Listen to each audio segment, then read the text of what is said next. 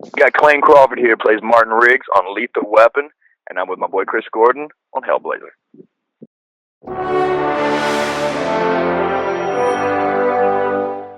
Hey Clayne, how are you? Chris, how are you? I'm good, thanks. How are you? I'm wonderful, man. Good to hear you. Thank you for doing this.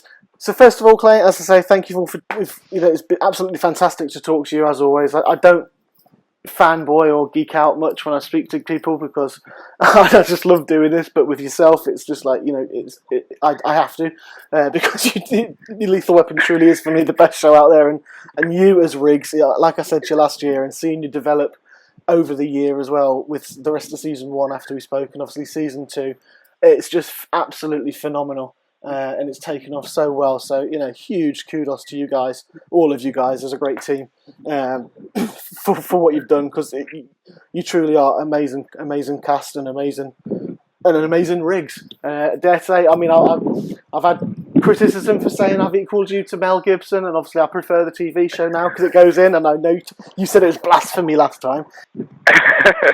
I still believe so. But yeah, I think a TV show is different because you get to explore everything a bit more.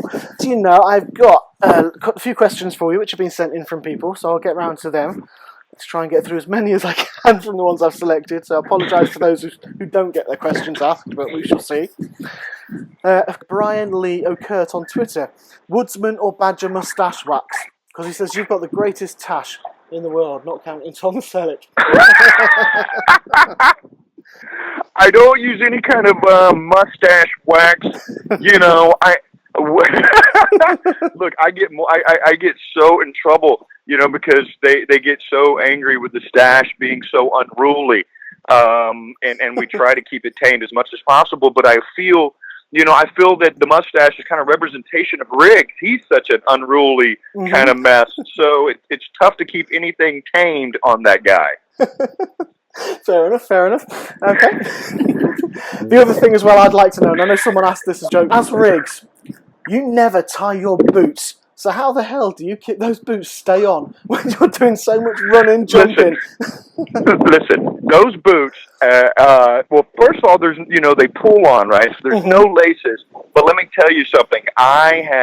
It took me about 6 months to develop the Riggs run while those boots not flying off. Because, listen, there are some outtakes where I'm running and those boots go flying and they're going over my head. They're flying out in the water. Because when I'm going wide open, it is definitely tough to keep them on. So what we've started to do is wear extra socks. Right. That kind of helps to keep them on. But look, buddy, it's a challenge. I'm not going to lie. I did wonder, to be fair, because you do look at it and you think, I mean, I can't keep my shoes on for 2 steps if I don't do them up. So. Excellent. It's kind of like running in flip-flops. You got to kind of hold with your toes almost. It's like that kind of thing. So you're kind of digging in with like a little monkey with my feet, trying to keep those things on. I always end up looking constipated when I do that when I'm running. So it's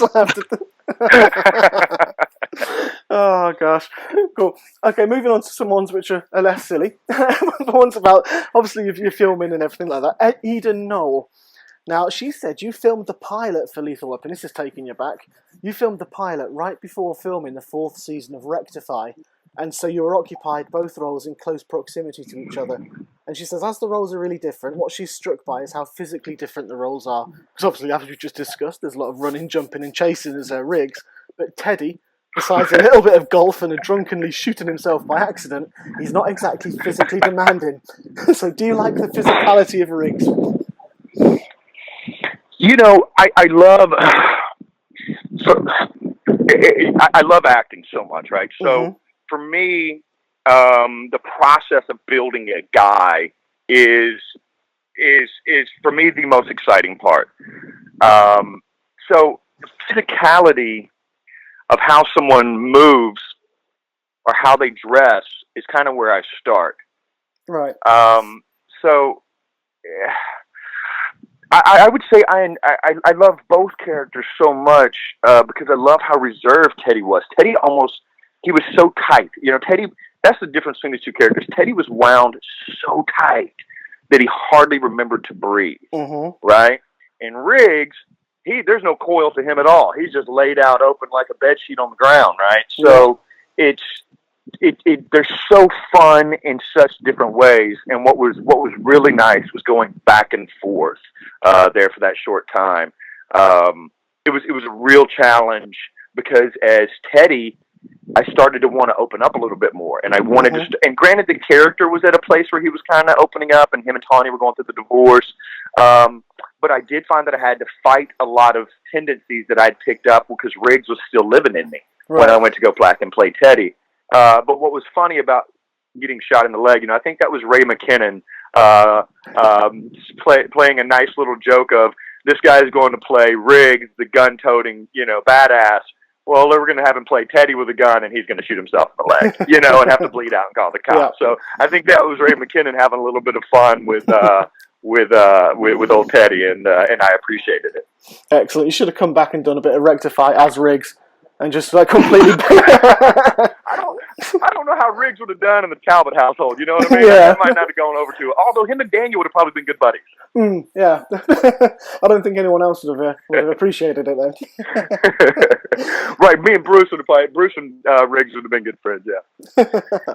Excellent. Tamara Arnold would like to know. She goes, "How did you prepare to play someone with PTSD issues?" She says you do such a wonderfully accurate portrayal. It's like watching through a mirror. First of all, thank you. PTSD is something that we just do not bring enough awareness. There's not enough awareness on the forefront for what these men are going through, and that a majority of their issues stem from that. And, look, I do a lot of research.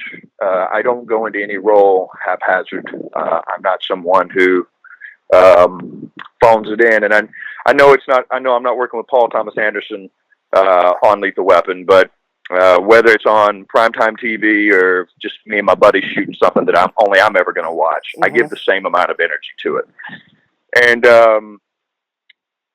And so that's it. It's the work, and it's watching documentaries, and it's watching these guys' testimonies, and it's talking to vets that suffer from PTSD and hearing their stories about how they can't sleep in bed and they end up on the floor and they wake up in terrors. And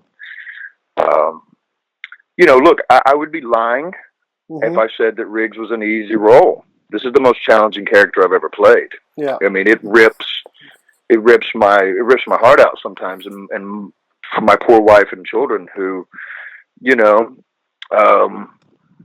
it's tough, but again, these guys go through tough times. And after I booked this job, I knew that vets were going to watch this show. Yeah. And the last thing I was going to do was bullshit through it. I was going to give them something that represented them and their struggles, and also people who deal with loss, because it is a very tough thing to lose someone that you love. And so for Riggs, I didn't want to make him that zany kind of kooky guy. I wanted to make him someone who, yes, used silliness to disarm individuals, and used silliness to distract from his true pain. But the pain had to be real. Yeah, I can imagine it does take a lot out of you as well, especially something so deep like that. And when you play the character, well, look again, it's 70 hours a week, right? Yeah, exactly. You'll spend for what, the good part of the year, 70 hours a week in that role. It's got to take its toll. It does eventually. It starts to. It's like carrying a piano around at times. But again, having people walk up to me at a baseball game or at a restaurant or on the street, and for someone to come up and with tears in their eyes say thank you for the show. Look, man, I'll carry an elephant up a mountain if it brings somebody joy. You know what I mean? Yeah. No, it's really good to hear, and it's something that needs to be addressed. I mean, I've done a lot of mental health awareness over in the UK quite recently, and we're promoting a lot of that. And it's the PTSD's involved in that, and there's a big campaign at the moment over here, and I've been proud to have been even a tiny little part of it myself, just to get people the help that they need. And it's something that does need to be addressed a lot more. So to have your character and yourself obviously do that kind of thing and bring it onto mainstream for people to see.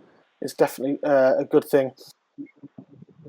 Well, and good. Thank you for what you're doing, and I appreciate your kind words. No, you're welcome. How much time do you have left, by the way, Clayne? I mean, look, I got breakfast. I got my late breakfast sitting in the restaurant on the table, but I'm gonna give you 10 more minutes. How about that? Oh, thank you. I just wanted to know, that's all, before I start, so I can know which questions to throw up to you. Right, okay. I'll still skip a few more, don't worry. Okay, so Lethal Weapon HQ, who you do know, I think you know as well, is very active along with Julia, is what was it like working with Chase Mangum? Obviously, who you directed. Pardon? What was it like working with Chase? You actually directed your character's younger self. You know, Chase. That was the first time Chase and I have been able to meet, because we shoot the flashback scenes probably an hour outside of Los Angeles. Mm-hmm. You have to get outside of the concrete jungle to find little ponds and trees and so forth. And so that was the first time we met. And I have to say, he is such a pleasant young man. On top, take the acting aside, okay? Yeah.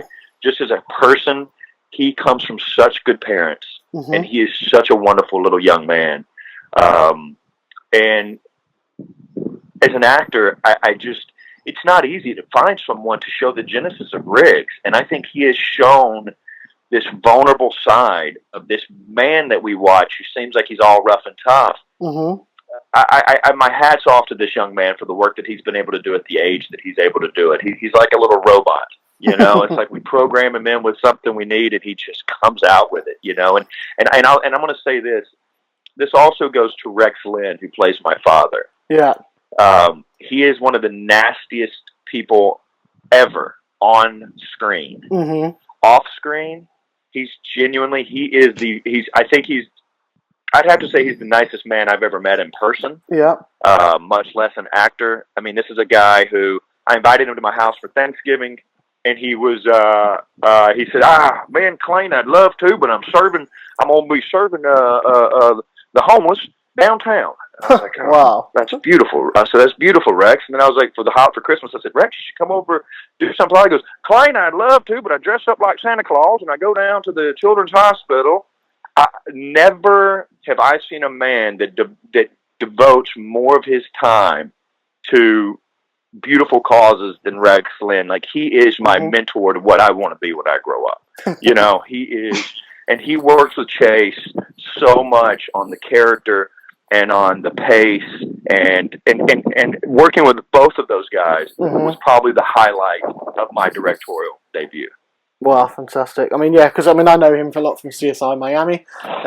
So, yeah. Absolutely. So the character, I mean, you know, as I say, I've never met him personally, but it's lovely to hear how nice he actually is. Because he, you know, I mean, I've seen quite a few people talking nicely of him. Look, he was rotten in Cliffhanger, buddy. He was a bad dude. And he was, yeah. He's that sweet. Man, that makes that, I'm telling you, that's why he's a great actor. If you knew him as a person, mm-hmm. man, because he's just as sweet as anything you could ever imagine. Lovely. It's lovely to hear those stories as well, because obviously, you know, people like us, we only ever see it on TV, and obviously, you know, people are acting, so you just like to see with sometimes. I mean, I've known a couple of actors myself who've not been as nice, or have been as maybe they've. I've met a couple of those myself. Yeah, they can make for awkward talking to sometimes when I'm interviewing. But I'm not, exactly. Excellent. So moving on quickly, I've skipped a few here now. We've got, this is one. Braille Morgan. Can you tell us more about the friendship developing between Riggs? Tell us more about the friendship developing between Riggs and Bailey, because that seems to be flourishing. Riggs and Bailey? Yeah. I think Riggs and Bailey, you know, it's like Clayne and Michelle. We've got such a great relationship, and I think that, you know, we kind of push to have more stuff with Riggs and Bailey, just like I push to have more stuff with Riggs and Trish. Mm-hmm. Just because I kind of feel like we see a side to Riggs that we don't get to see with everyone else when I'm with those guys, especially Trish. Yeah. But Bailey, I think Riggs loves Bailey because of how tough she is. Mm-hmm. A, and B, how she never lets any of his sarcasm or his digs mm-hmm. affect her. You know, she's always just so above everything, and for me as a fan watching the show, I love that part of Michelle's performance. Excellent. No, you're right. You know, she's fantastic. And speaking of Michelle, Clayne, she did tweet to me, and she said, "I'm going to read this in exactly the way she's tweeted it because it was quite fun." She was, "Ask him Why didn't he move mountains to put me in the episode he directed with a snorty little face and then laughter? You tell Michelle that I tried to move every mountain possible to get her into my episode, but apparently they have certain actors on an episode limit, right? That they can only be in so many episodes, and we really needed her for the end of the season. So you tell Miss Michelle, which I told her this in person, that I fought to have her in my episode, just like I fought to have Jordana and Kevin Rahm. I didn't have anybody in my app. Oh. I had all brand new actors just about. Yeah, I'm serious. Man, that sucks. I did laugh when I read that tweet when I woke up. I was chuckling away to that. I was like, I've got to ask that one. Cool. Look, I have to say, above everything, and I know there's been a lot of silliness in the media. We got a good family, and we love each other very much. And I just know whatever this is, it will be sorted out. Yeah, that's fine. For us, it's that's not a problem. We support everybody, and no matter what. So don't worry about that one, and especially you. So. You guys are awesome. No. Just, I think everyone says you are, but it's fine. Don't worry.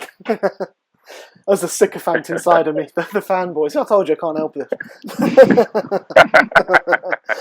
Cool. So just one or two more, and then I'll let you go. And I'm going to ask you my signature question again, because I had a cracking answer from you, and I last year, and everyone loved it so much. I think people will want to hear it again. So first of all, Cheryl Frederick, off topic. What kind of horses do you have, and what other critters do you have on your farm? Listen, we got every kind of critter you can imagine. I mean, the horses I have, I think they're just little walkers. They're both walkers. They were rescues. They were in a pretty bad situation. A fella had some horses on a farm, and he was kind of in a bad way. So we just kind of went over there and adopted these guys. So I guess they could be mutts. I don't really know. I just know that they're the sweetest, prettiest things. And they're so grateful to be running around on big green grass. And then we got cows, and we've got chickens, and we got more dogs, and that we know what to do with, and we got a little kitty cat, and anything Mr. Hicks and Colt can find, they drag back to that farm, buddy. So, and we encourage it. It's the land. We're kind of like the island of misfit toys. You know what I mean? Yeah. Excellent. I've got a cousin who lives out in Nebraska now, and she's got about 7 or 8 drum horses she looks after. Wow. Well, she owns. She's got a fantasy and fanatic. What's the word? I can't remember, but she loves them. Cool. The last question I'll throw in from a fan now before mine and letting you go for your breakfast is from First Star Scout, and it's a rectify related one. He'd love to know what's monkey bread, and is it good? He said it's stuck with him for so long, and he's always wondered about it. So what is monkey bread? Yeah, what is monkey bread? Okay, well, when I grew up, what we called monkey bread was banana nut bread. I'd never heard it called monkey bread. So it's basically, and I'm thinking it's something, from back in the day when people were poor. If your bananas, and it only works if the bananas are rotten. So you have to let your bananas turn black, and they're really mushy.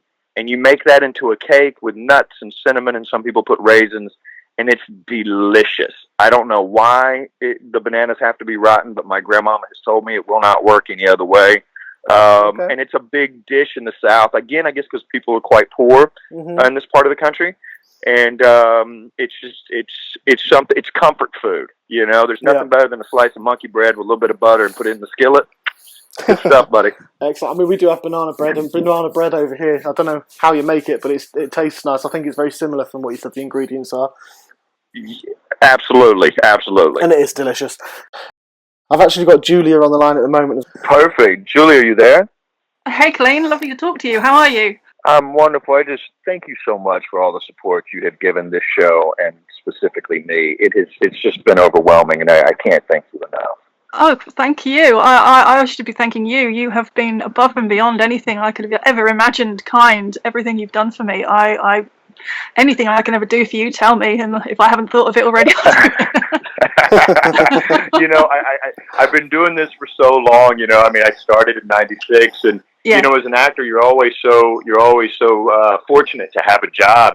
So when I got a job like this, being connected to the fans was the only move to make. It was so overwhelming, and you guys are the reason that the show had any success. So it's truly been my pleasure. Well, again, it's been so sweet, and what you guys have done for the foundation.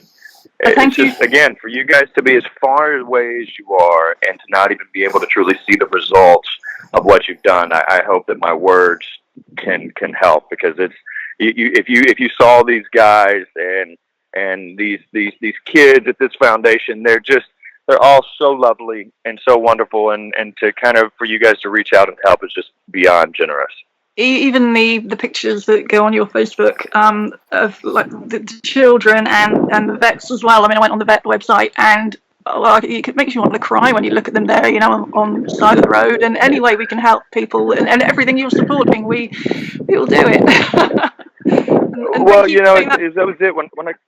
I think when I got this job, I was like, I wanted to. When you get paid, when you're fortunate enough, and you want to share everything, the first thing you feel like, well, if I go to the Red Cross, or if I go to this foundation, am I just paying for the light bill, or am I paying someone's salary? Am I really helping anyone? And that's why we did what we did. We were like, why don't we go around to all these little communities where we're from and find these little organizations where usually it's two people running it out of their garage or out of the back of their car, and resources are so slim. And we've just been knocking on doors and just saying, hey, you guys need help, and for us, that's been the most rewarding aspect of it. These little companies, kind of spread out throughout the Southeast. That's absolutely brilliant. When did you come up with the idea of doing the foundation? Had you planned it for a while? Well, I'd always, look, my wife and I, we're softies, right? So we just want to, we felt like, life's been good to us, our whole lives. And, we had parents that loved us, and we have children that we love, and we just feel that, we're so blessed with family. And so we've always wanted to do things, and we've always kind of under the radar, done everything that we possibly could. But when we wanted to use this, I didn't want this platform to go by, and I knew best case scenario we'd get 5 years out of this, right? So what I didn't want to do is miss that opportunity to raise as much money as possible, because I knew people would just want to be a part of the show, right? And want to meet the characters and want to meet the actors. So I'm like, if I can use that opportunity instead of it me signing headshots at some, event, it would be better for me to be somewhere and kind of talk to people and be on the ground floor. And we felt like that we'd be able to raise more money that way. And then as far as raising for what, I didn't have a cause other than women and children and vets. That's just I feel like those are the people that need the help the most, right? And we couldn't find anything specifically. So excellent. I was going to say, that's excellent. I've actually support loads of Vietnam vets myself, Clayne. I used to do reenacting, and I met loads of them through there, and I know they've. Obviously, that sort of started the bad trend of being treated badly. So, I've got, it's just amazing what you do. To be fair, from my point of view. Well, look, it's amazing what they do, and I'm not brave enough to go fight. But my family and my grandfathers and so many men in my immediate family have served, and I just feel it's our duty, regardless of political views, just to honor them. They're simply just walking into the face of danger without any regard of their self-preservation. And to me, that's, if we can't stand up and applaud that, I'm not sure what we can stand up and applaud. Absolutely right. Yep. And what you're doing with the the picnic and the event that you have, was that your idea? I mean, that is a brilliant. Well, here's the thing. I've been to fundraisers, and usually they're so drab and they're so sad, and they show these pictures of all these unfortunate events, and these children or whoever it is who's dealing with the situation that we're there to kind of raise awareness for, and it would break your heart the entire time. And I think people kind of began to shun away from that. So I said, how can we have a celebration, right, to where it's a fun event, and we're there, and we create an environment to where we're all so happy, and there's an enthusiasm. And I think when you do that, people are more out to give, and why not let it be a joyous occasion? So we're celebrating the people that we're raising money for, and we're celebrating what the result could be, right, with our participation. So for us, I was like, man, because we did such a fancy little dinner at Christmas, for the backpack group. I'd love to have We been thought, there. well, we would have loved to have had you there, and it was lovely, but it was somewhat, and it was fun. But we were like, it would be a lot nicer if everybody's in jeans and t-shirts and playing kickball, and the kids are running around, and have the kids from the music room come out and play music, and have vets come out and let it be more of a family event out in the sunshine with music playing, and again celebrating our efforts as opposed to the dab and the drab of the whole thing. We know how sad and heavy it is. What can we do to elevate that and kind of turn it around? And so me and Miss Kiki, my lovely wife, we just sat around and we're like, there's nothing better than a picnic. She is wonderful. I'm very lucky to have her. And our chef, our friend who we have a restaurant with, he said, look, I've got 2 hogs that are just about ready, and we've been raising them on the farm and just feeding them nothing but good stuff. And that's the other thing, guys, is that we're also trying to push our movement of healthy food and people kind of gardening in their own backyards and that whole thing. So it's, we're just trying to spread everything that we believe in. And you are doing a brilliant job. You guys have been so supportive over in the UK, and I just can't thank you enough. Lethal Weapon tonight, too. Yeah, it is actually. Oh, Lethal Weapon tonight. It's on, yes. Episode 14 tonight, yeah. Brilliant. Excellent. Happy Friday. Yeah, cool, excellent. So last question for you, Clayne, and I'm going to ask you this in my impression voice because I want you to do yours again because it was so cracking last time. You probably can't remember it. I can't. So I'll do this. Is on a Kermit, by the way. I'll have to explain it beforehand because you might not understand. So Clayne, if you were to be a Muppet, Clayne, what Muppet would you be? Oh well, I know exactly what Muppet I would be. Go on. I would be Grover. Right? Okay. Because this is you. That 100%. I love it. And if yeah, and I think Riggs is a lot like Grover. You know what I mean? Just wild and loose and wide open. You know what I mean? With waving arms. That's excellent. That's two impressions I've got from you because last year you gave me the Swedish chef. Well, guys, I just wanted to say one more time, the support that you guys give to this show is so incredible. You're the reason why we've had the success that we have. From the bottom of my heart, I could not be more appreciative. Happy Friday. Enjoy tonight's episode 14. It's a really good one. And again, just thank you so much. And hopefully I'll be talking to you next week. Oh, thank you, Clayne. I really appreciate your time. Thank you once again, Clayne. That was absolutely fantastic. Thanks also to Julia for joining in. Thanks to everybody who sent questions in. I am so sorry that due to time we just couldn't get everyone's questions in, unfortunately. However, there will be hopefully another time when Clayne did say he would like to come back, so we shall keep those questions and we'll ask him again, but I'm sure you can ask him on Twitter and you'll get them answered. I hope everybody enjoyed that as much as I enjoyed talking to Clayne. Absolutely fantastic once again. Brilliant show and just an absolute star all over. Thank you so much to everybody. This has been Chris Gordon on Hellblazer Biz with Clayne Crawford.